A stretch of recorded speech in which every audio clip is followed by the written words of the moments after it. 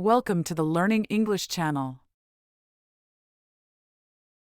Short stories. A Merchant and His Donkey. One beautiful spring morning, a merchant loaded his donkey with bags of salt to go to the market in order to sell the salt. The merchant was walking along with his donkey. They had not walked very far when they reached a river.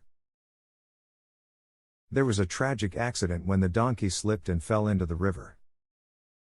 As it climbed the river, it noticed that the salt bags he had been carrying on his back had lightened. The only option the merchant had was to go home and load up his donkey with more bags of salt. As they reached the slippery riverbank again, the donkey fell into the river, this time deliberately. Thus the salt was wasted again.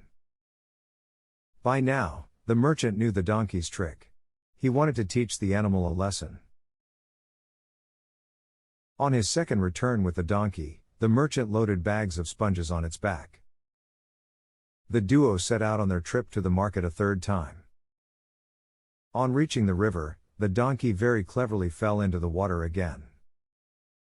But now, instead of the load becoming lighter, it has become heavier.